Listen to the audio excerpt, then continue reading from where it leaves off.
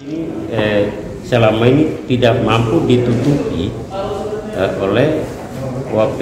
Kita kan kasih afirmasi kan 70% dari jumlah penerima di jalur sekolah kerjasama anak. Cuman sampai saat ini 70% itu belum bisa ditutupi oleh orang asli Papua. Panitia khusus afirmasi Majelis Rakyat Papua datangi kantor staf kepresidenan guna bahas perekrutan orang asli Papua melalui jalur afirmasi pada sekolah kedinasan tahun 2022 mendatang. Pansus afirmasi juga menyampaikan evaluasi beberapa tahun terakhir. Kuota disediakan tidak mampu ditutupi 70% oleh orang asli Papua. Ketua Pansus Afirmasi MRP Papua Edison Tanati mengatakan, sampai saat ini kuota tersebut tidak mampu ditutupi oleh anak asli Papua. Karena yang menjadi masalah adalah tidak adanya persiapan terhadap sumber daya manusia itu sendiri. Sementara di sisi lain pemerintah daerah hanya fokus meminta kuota. Untuk itu lewat pertemuan tersebut, Pansus Afirmasi meminta kepada Kemenpan RB dan juga KSP agar sistem perekrutan sekolah kedinasan diubah. Dalam arti 3 bulan sebelum penerimaan sudah dilakukan perekrutan awal, serta diberikan pelatihan dan tes untuk menyiapkan SDM yang baik. Sehingga ketika ikut seleksi yang sesungguhnya, anak-anak Papua sudah mampu bersaing dan tidak perlu diberikan pengurangan passing grade lagi karena SDM sudah siap. Selama tahun kemarin dan beberapa tahun yang lalu, bagaimana sampai jalur afirmasi ini selama ini tidak mampu ditutupi oleh UAP. Kita kan kasih afirmasi kan 70% dari jumlah penerima di jalur sekolah kerjasama anak. Cuman sampai saat ini 70% itu belum bisa ditutupi oleh orang asli Papua. Masalahnya di mana? Ternyata selama ini kita bicara kuota tapi kita tidak siapkan SDM. Untuk itu kita lebih fokus mungkin untuk di 2022 kita tadi minta ke Kementerian Menpan RB dan KSP ada beberapa sekolah kedinasan untuk kita mungkin di Papua kita rubah. Jadi 3 bulan sebelum penerimaan nasional kita sudah rekrut.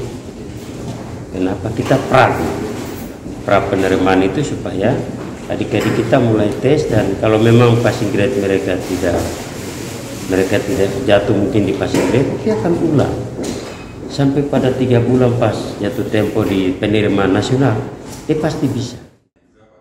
Sementara itu tenaga ahli Deputi 5 Kantor Staf Kepresidenan Theo Fransus Litai dalam rapat bersama Pansus Afirmasi Majelis Rakyat Papua bersama staf dan Kemenpan RB, Biro SDM Mabes Polri, Kementerian Perhubungan, Kementerian Hukum dan HAM, dan Politeknik Statistik lewat Zoom sepaham dengan Pansus agar diberikan diklat kepada anak Papua 3 bulan sebelum tes sekolah kedinasan. Theo mengatakan dirinya dan jajaran pasti memberikan waktu dan tenaga untuk mendorong agar program ini dapat berjalan dengan baik, karena ini merupakan pelaksanaan dari Instruksi Presiden Nomor 9 Tahun 2020 tentang percepatan pembangunan kesejahteraan Papua dan Papua Barat.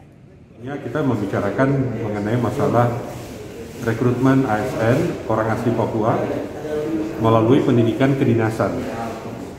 Hal yang mengemuka dalam pertemuan hari ini adalah perlunya menggunakan sistem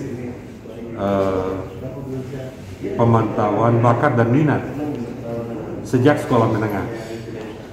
Jadi masih SMA, sebelum lulus itu sudah dipantau bakat dan minatnya masuk di bidang apa, kemudian disalurkan di pendidikan kedinasan yang terkait.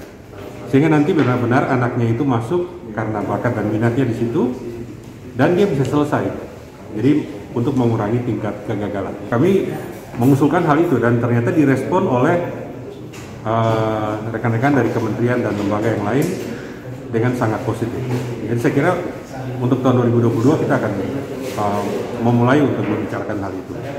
Di KSP sendiri untuk masalah rekrutmen OAP melalui pendidikan kedinasan, kami masukkan ke dalam daftar isu strategis yang perlu diselesaikan.